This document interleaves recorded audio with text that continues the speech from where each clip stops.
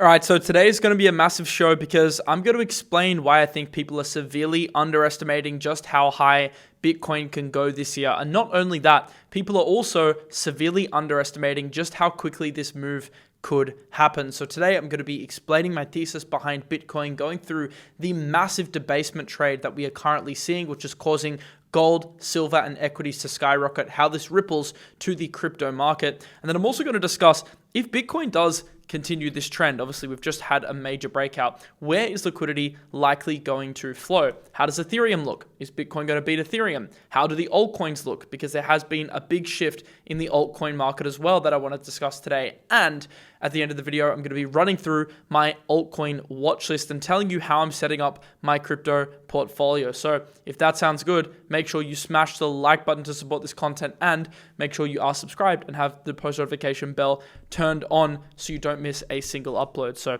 let's get straight into the video here. All right, starting with Bitcoin, it's pretty clear now we have a breakout. So I've been talking about this for a while, the fact that we were compressing up against a major resistance zone, and at some point the down wall had to break, and it definitely broke with Bitcoin going to $97,800. It's consolidating a little bit now, but it looks really, really good. On the channel, I've done my best to try and separate the signal from the noise, because there's been a lot of creators that flipped bearish on crypto. There are a lot of people that simply stopped uploading when the market was bearish. But I actually did a video a month ago. In fact, if you want to get the exact date and look at the video, which was titled, "I'm convinced the Bitcoin bottom is in," I did this on the 3rd of December. If you want to go back and look at Bitcoin's price on the 3rd of December, Bitcoin was sitting at roughly $87,000. And I basically did this video because people were way too scared. So I ran through my thesis of why I actually thought there was a big liquidity shift occurring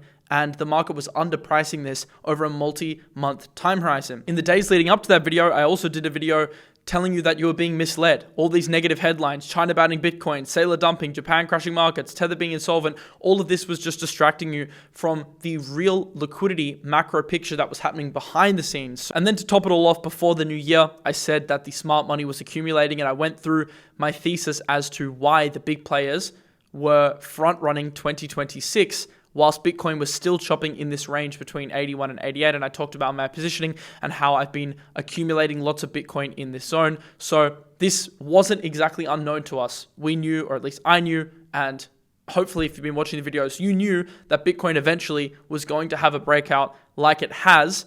And it's very important in the market not to listen to the noise. But in today's video, we're going to talk about what's next and why I think people are underpricing how quickly and how high Bitcoin could go. And we're also going to be discussing how the rotation could take shape.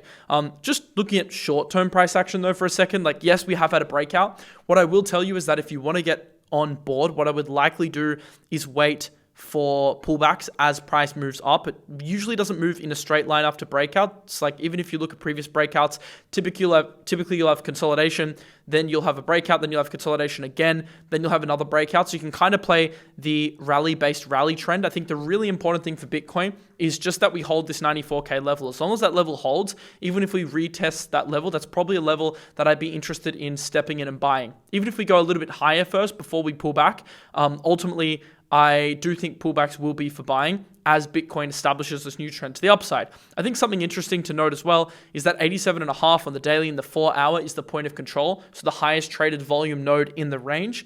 And if you actually look at the volume profile above 94K, there isn't much trading volume from here, basically to 100 to 102,000. So it's important to recognize that the next anchor, the next major stop, in my opinion, for Bitcoin is probably around the $100,000 mark. And I think there's a high likelihood that we're going to retest that level in the very, very near future. And prediction markets are also suggesting that to be the case with, I think, roughly a 70% probability by the end of January that we are going to hit 100K. So that also aligns with what I'm seeing on the chart. And this move is happening quickly and can happen quickly due to the fact that there isn't a lot of resistance, as you can see on the volume profile in this zone. So why is Bitcoin actually pumping? Why are we getting the move? Because this is the real source, and this holds the key to the bigger trend that's actually unfolding at the moment. Well, firstly, we have seen the ETF demand flipping. We still haven't seen a huge Coinbase premium, so it's not really being driven by US retail right now. But what we are seeing is inflows back into the ETF. The year started positive, then it ticked negative. Now it is ticking positive again. Actually, with a huge day yesterday, $840 million flowing into the Bitcoin ETFs, most of which are going into IBIT, which is BlackRock's ETF. So this is a strong sign that interest is coming back for Bitcoin. And there has been a bit of a trade that we're going to discuss that has happened out of equities and gold into Bitcoin, or at least, a bit of a catch-up trade, which is now starting to show itself on the chart. A chart that I find really interesting at the moment, though, that I had to mention today, was the fact that we actually have reclaimed on the daily the 50 EMA. This is a level that a lot of creators were talking about as like a bull market support zone for Bitcoin, or a key trend zone to watch. We actually have reclaimed that zone.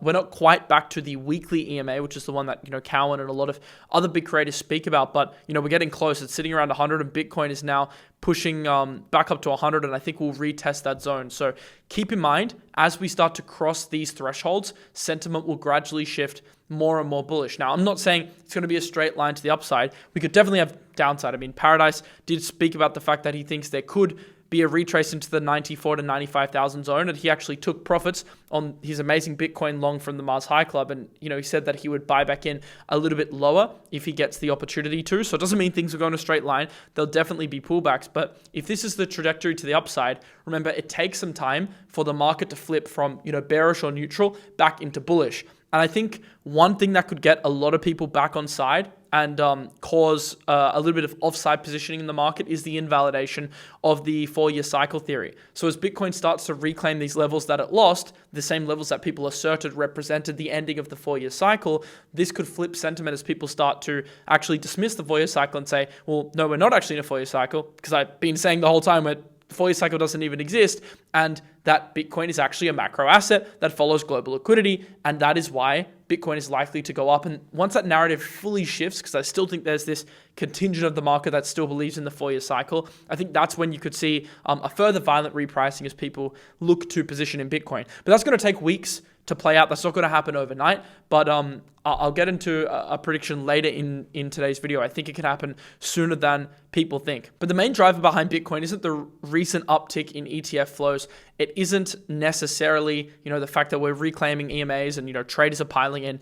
The real reason is the debasement trade that is happening. And Bitcoin is an extremely sensitive asset to liquidity. And right now we're seeing central banks and governments flooding the system with money, which is absolutely eroding fiat purchasing power and forcing capital into hard assets.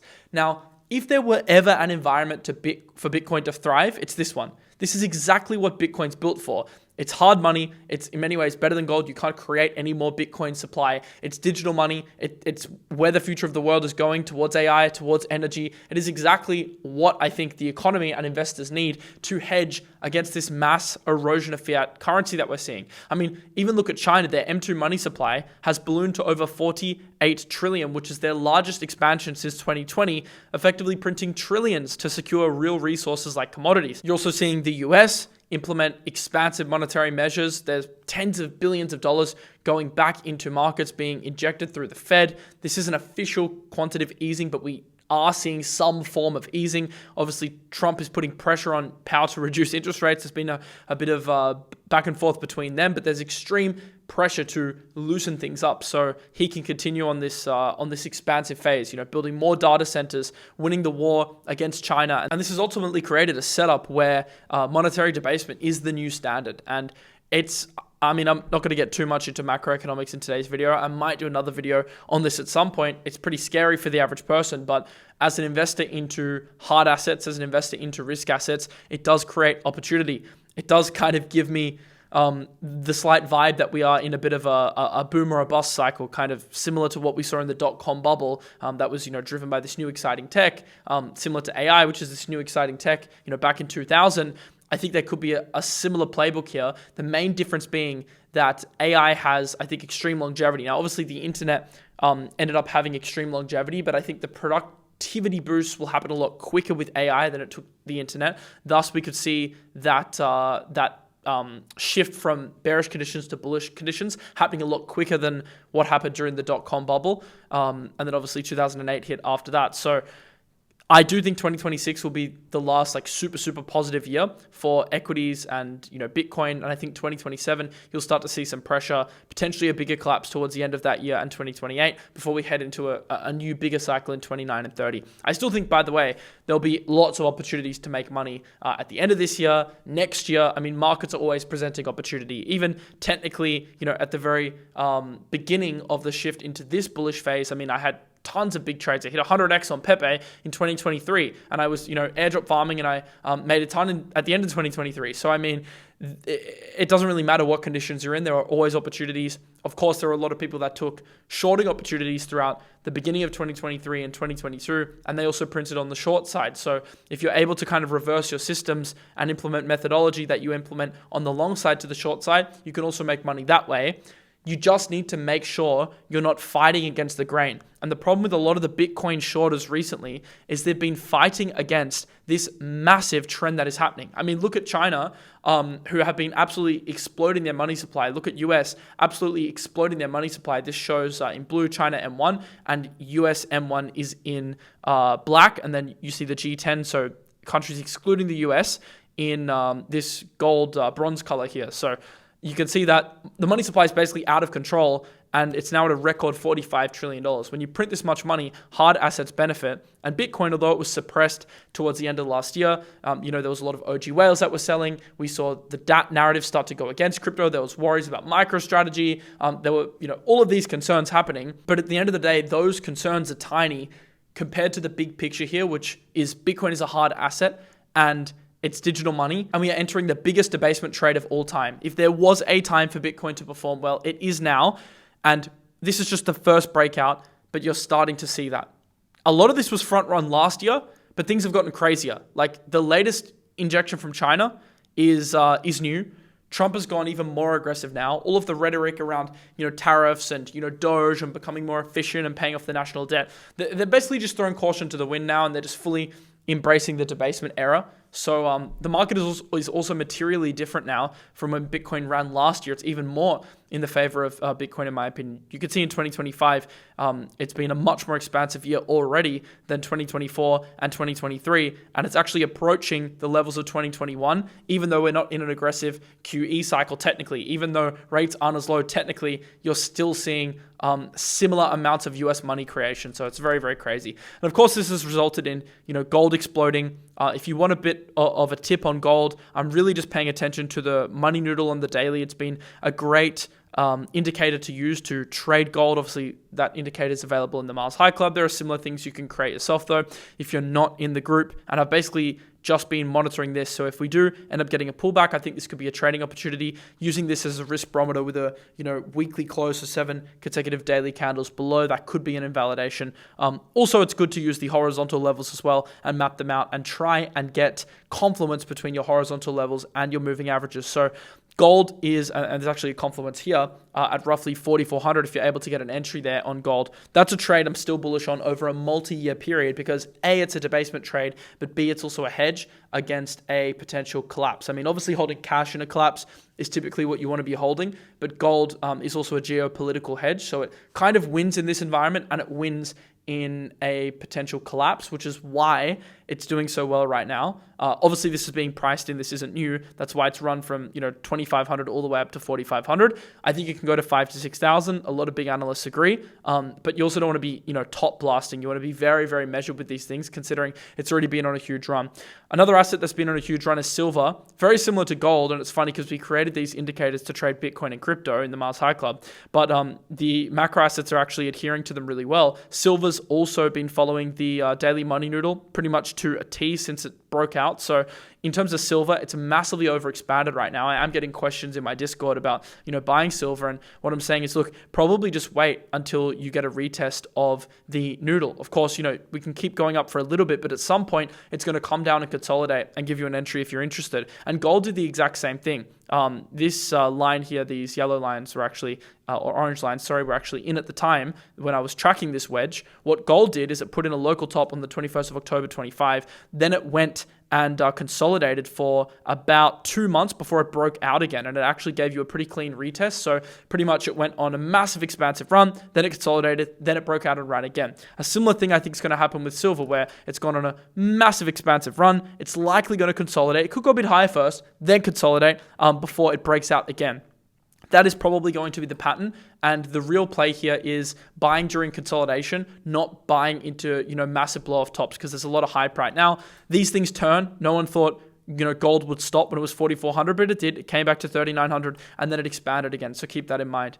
Another trade, which I won't get too much into in today's video, but I think people are like underestimating because people talk a lot about gold and silver, is actually the copper trade, which is actually linked to Bitcoin. I want to show you some data around that in a minute here, but I've been considering adding more copper exposure. I'm a little bit more comfortable now because it hasn't had that huge run. It is at all-time highs, but it hasn't had that huge run that gold and silver have had. But it's very important to keep in mind that alternative metals like copper aren't really viewed as safe haven assets or store of value assets. It's much more a play on the electrification of the economy. So the continued push towards electric vehicles, the continued push towards AI data centers.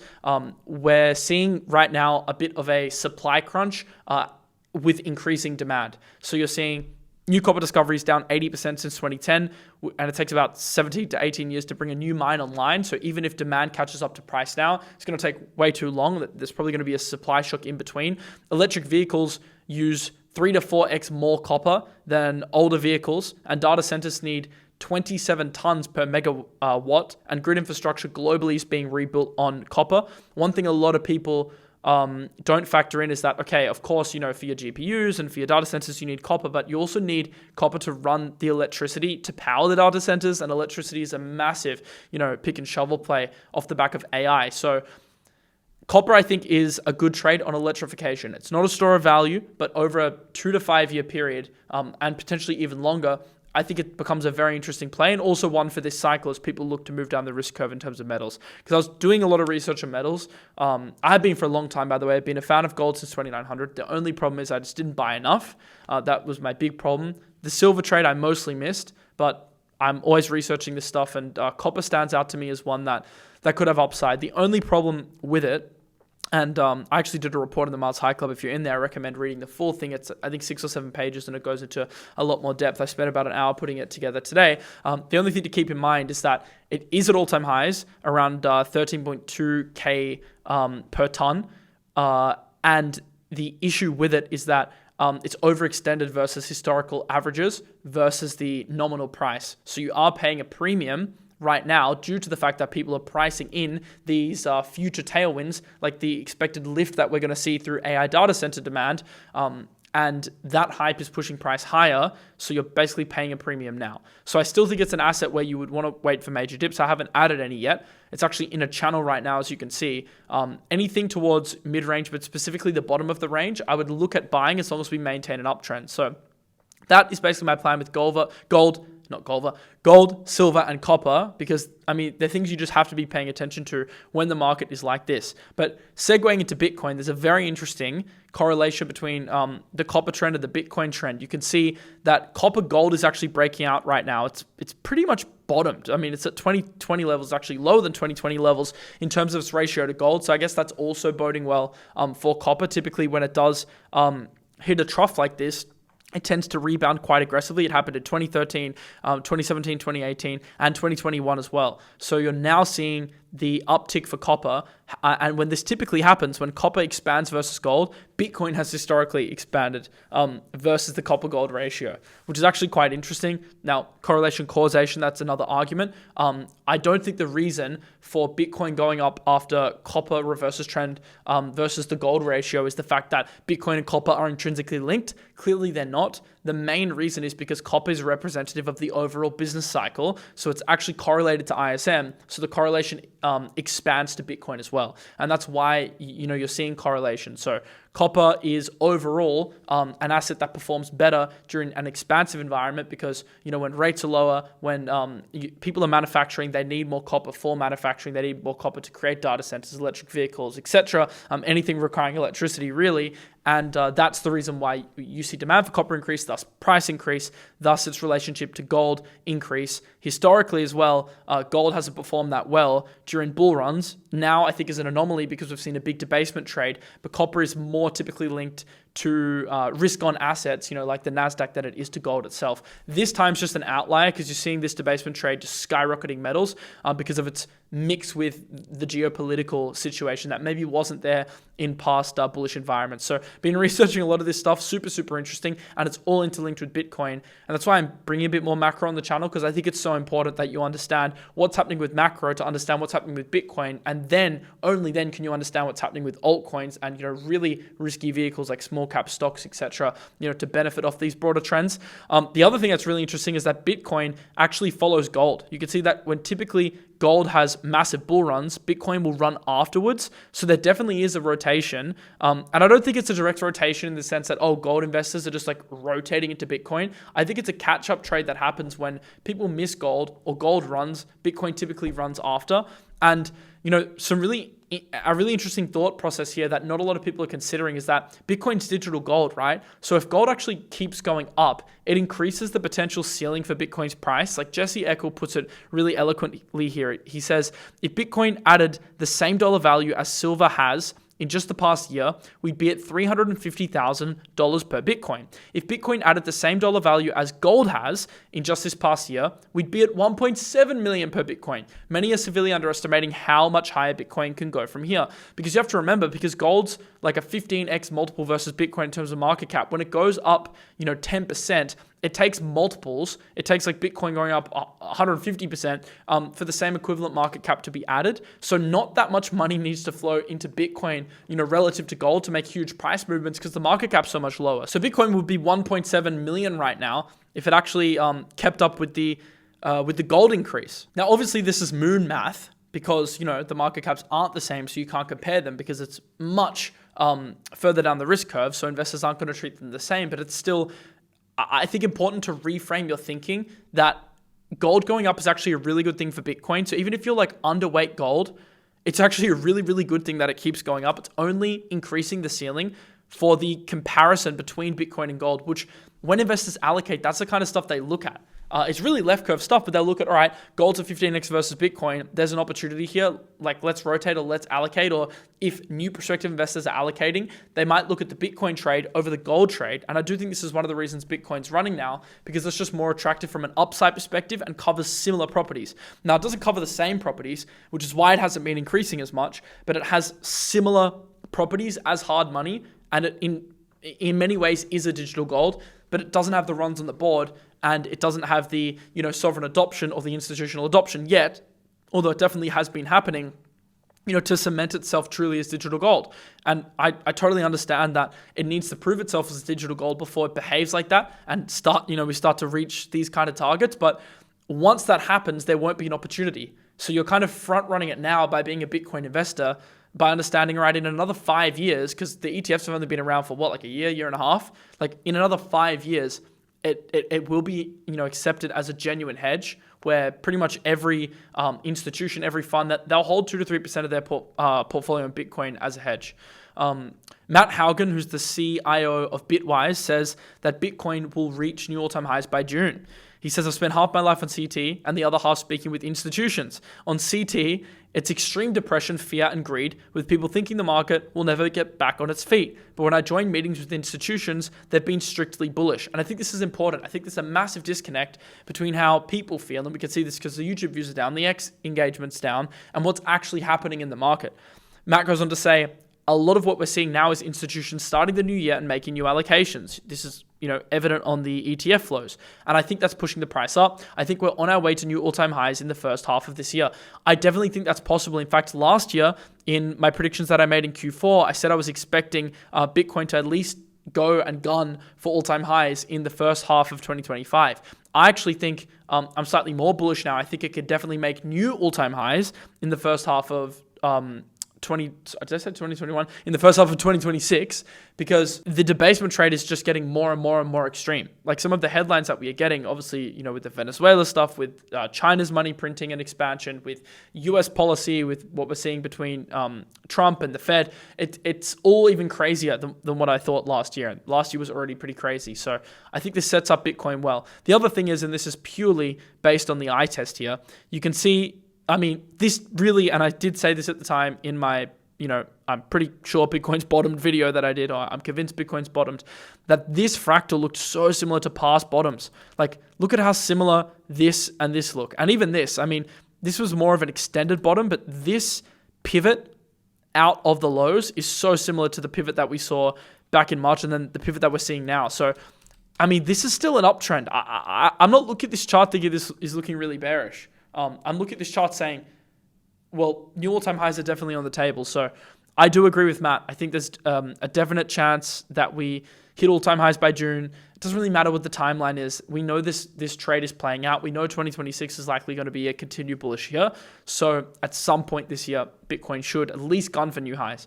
But I want to talk about what's next, because if Bitcoin does, I'm not even saying like make new highs, obviously that would be the best case scenario, but even if it just keeps on this uptrend or keeps on this positive vibe that we're seeing, what could the next rotations be? I just want to get the wheels turning a little bit, because Ethereum right now is starting to look very good as well. It's starting to flip, and ETH BTC is actually just going sideways, which is good, because if Bitcoin's expanding and ETH BTC is going sideways, it means Ethereum's keeping up with Bitcoin, which is a very positive sign. It also looks quite good from a chart perspective that it hasn't broken down. I think there's a strong chance ETH could actually outperform Bitcoin. I still think Bitcoin leads, but just like we saw the rotation last year in August, September, from Bitcoin into ETH, I think a similar narrative can run it back. And the DATs are a little less saturated, and they have a bit more relative buying power as well, so compared to ETH's market cap. So I think there's big potential there. Going on from ETH BTC, you can see that others is now starting to shift, and Total 3, by the way. Both indexes are starting to shift. Total 3 being the altcoin index aside from Bitcoin and Ethereum, and others being the index outside of the top 10. This is actually a flip. So you see the noodle was capping price since October. We've actually got a flip now. And if you want to start drawing in more horizontal levels, you can see we are approaching a pretty major pivot point. Pretty similar to what happened on Bitcoin. Like if you want to go back and look at Bitcoin, let's go to maybe the daily to make this more obvious. You can see we were compressing. We had flipped the noodle and then we were compressing into a resistance level. So noodle flip, compression. That's a very similar setup to what we're seeing right now on the others chart. We saw a noodle flip and now we're seeing compression. This is something that can easily just pop one day. And you'll see altcoins up 10, 15, 20%. So in a minute, I'm going to tell you how you can actually position, how I'm thinking about altcoin positioning to take advantage of that, whilst not taking on so much risk that if Bitcoin does reject or cool down, you're not completely screwed. Obviously, one way to get exposure to alts would just be to buy an index. I think in an environment like this, where you don't really want to guess and you just want exposure to the market and you want general exposure to Bitcoin upside without taking on leverage, something like the CMC 20 could be good. This is basically an index created by Reserve that tracks the top 20 projects in the market, and it automatically rebalances based on what is in the top ranked coins on CoinMarketCap. Like you can see, Bitcoin here is 68%, so you get exposure to Bitcoin, you get some ETH exposure for that breakout, and you also get exposure to the top alts. So if you just think generally the market's going to go up and generally you're bullish this year, but you don't know what to buy, and you don't necessarily want to speculate on individual alts, you're more of a passive investor, this can be a good option for you. So before I get into my exact altcoins for those that are more actively managing, I just thought I'd mention that. Obviously alongside holding Bitcoin, but if you buy the index, you're already holding 68% Bitcoin as well. Obviously to weight up or down potentially based on what happens to Bitcoin dominance. For me though, my portfolio rule is the 80-20 rule. So I put 80% of my portfolio into my core positions, which are more long-term orientated, Bitcoin inclusive, and I put 20% of my portfolio in riskier positions, so more trading focused positions. Obviously, if you have less capital, you can skew the core portfolio versus risky portfolio. Also depends how much time you spend in the market, your risk tolerance, and your edge. I want to remind you, I haven't done a full update to this portfolio, but honestly, it's pretty similar to the altcoin list that I gave towards the end of last year. I want to give a quick reminder of some of my core positions. So obviously Bitcoin, Ethereum. By the way, I'm not holding all of these right now, because I actively manage my portfolio. So this is more of an indicative list than it is like my portfolio. I also wouldn't want to hold, 17 core positions, to be honest. Like, I don't have a big hype bag right now. Like, I sized down on it. I might buy more. Asta, I have a slightly bigger position in. Zcash, I got invalidated and never re-entered my full position. BNB, I don't own. Sol, I don't have a big bag of right now. So, things change and evolve over time. But this is a list that I'm pretty confident in that represents quality, because the way that I'm thinking, and I'll scroll down in a sec, the way that I'm thinking about the market right now is, look, this is still relatively unproven. Like, there will be a lot of time to like go down the risk curve and buy low caps and speculate and be an idiot and perp trade and be a degen. But right now we've just seen a breakout. Bitcoin needs to run first. Bitcoin needs to have its time. So in terms of positioning, I only want to be in the top quality because it's too hard to preempt what the exact trend will be. Let's say Bitcoin has a blow off in June. I can't preempt right now what the exact trend is going to be. Is it going to be agents? Is it going to be privacy? Maybe it will be, but I can't predict it exactly. So what I would rather do is just hold a few altcoins that I know have been really strong, are likely going to see demand, have institutional demand, have strong revenue, and are going to be solid anchors for my portfolio. And then I can kind of degen and move down the risk curve when the time comes. And that's where we'll get into all of our risky picks. So I think this list is decent. Like, I think Asta fits that bill in terms of quality. I think Zcash does. I think BNB and Sol do. I think Pump does. I think Link does. I think ENA does. Aero, MNT, Yield Basis Fluid, Pendle. These are all solid revenue generating protocols, some of which appeal to institutions. Sui, if you want an alt L1, I don't hold it right now, but it's an option. Tau, if you want an alt AI coin, I actually don't hold it right now. I've gone through periods of holding it, gone through periods of not holding it, but right now I don't. But that is one you can consider as well. This is a nice core portfolio. This is like the 80%, or, it could be less. It depends on your risk tolerance. But then with the other 20%, or it could be 30 or 40%, you can go a bit riskier. Now, this doesn't mean holding low caps. I think there's like a misconception that, you need to hold all the time. This could just be active trading. Like, this could be the basket that you use to, trade and take advantage to perp breakouts and get into new narratives and trends. I'll give you a couple of trends that I'm looking at now, where I maybe am positioning a bit more ahead of time, but I just want to make it clear that I'm also keeping a decent chunk of capital aside to actually be able to trade stuff once the rotations are more evident. Because once again, we're not getting too carried away in today's video that there's going to be a massive alt season right now. Like, I'm showing you that there's a shift. I'm showing you that there is a trend that is brewing, and it's definitely something to pay attention to. And there is a potential altcoin reversal here, but it's not super confirmed. And generally what you want to do is wait for Bitcoin to put in its leg and then slightly front run the rotation into alts. I don't think that the confidence is in the market to, have a full blown alt season right now. Like, I'm just being completely honest. That's probably going to happen later in the year, but I still think you can get a decent lift on some of your holdings in the meantime. So aside from the core portfolio, in terms of riskier stuff, what would I be looking into?